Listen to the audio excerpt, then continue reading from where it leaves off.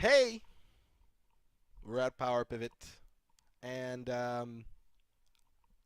we're done with all this stuff. It was long, it was complicated, it was detailed, it was done. I hope you liked it. Let's move forward. Reports and tools. Last part. Once you've done, right, you're done with building Power Pivot. You've connected everything. You've understood how pivot tables work. You understood a bit about the DAX calculated columns.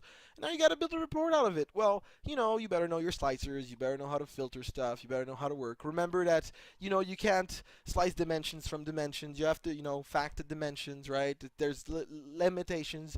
There's a lot of information online on all this stuff. Look it up if you're interested, but I'm going to move down here to Excel.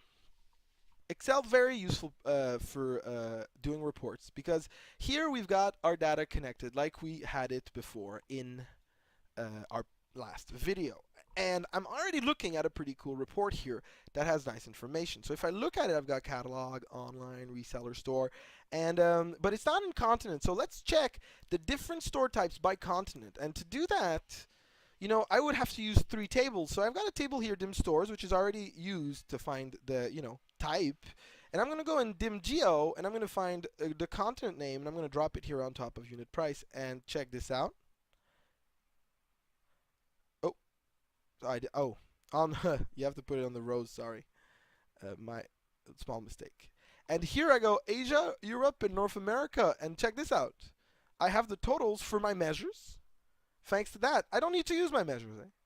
I could go in fact sales here and just use a column, right? So sales quantity, right? To see if the quantities are the same. And check this out. I've got a really good quantity. And then so you can make your table inside of your pivot table like you would do normally. You can get your information from multiple tables. So if you look here, I've got the store information coming from my table here, stores. I've got my fact sales from Access, and I've got another Excel dim geo file which isn't from Access. This one's I pasted it in from another Excel file. So three sources of information build one report that tell me how the stores are going, and I can see that there isn't all types of stores everywhere. There's only catalogs in North America, right? This is interesting information that I see. I can also see that North American sales are way better than the other ones. I could even see this with a proper chart. In the new version of Excel, they've made power charts and recommended charts. So I can click recommended charts here, and it's going to show me some charts that are interesting. So here, you see I've got this recommendation, but I don't like it too much. Maybe there's some better ones, so I can check it out.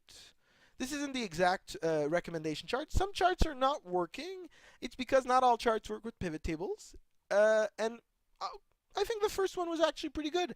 But the problem is, you can't have a nice chart if your data is positioned in a report view. You have to position your information in a crossed view, right? So here, if I put the store type over here and this over here, now my recommended charts are going to be much more interesting. Look at this, right?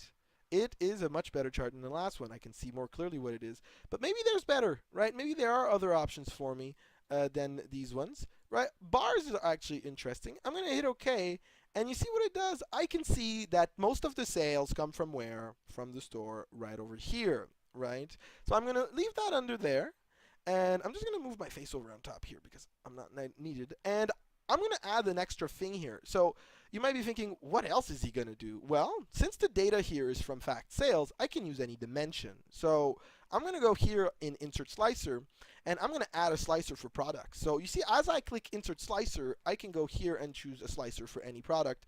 All right, so inside of dim stores, dim geo, or fact sales. So what am I going to use?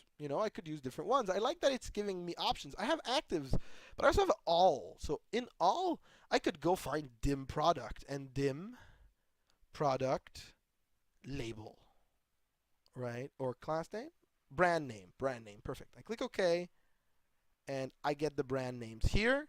So now, if I'm curious to see the sales by brand name, by continent, you just click this. So A datum, this is the sales. AdventureWorks, this is the sales. And the chart changes based on the sales. And I can see here that most of them sell in stores well, right? So I could add any amount of slicers, any amount of charts, and any amount of tables to this to make this a more interesting report to look at. And if this doesn't blow your mind, I don't know, what do you need? Because doing this on paper does not take 10 minutes. Doing this on paper does not take 10 days. Doing what we did today in this 1 hour on paper takes, weeks of time by counting. Computers are amazing. Big heart to everybody here, right, for being here with me and listening to me throughout this long series of videos. But we're now done, and I hope you liked it. Leave me some comments, leave some feedback. jameswh.com/review. I'm looking forward to hearing from all of you.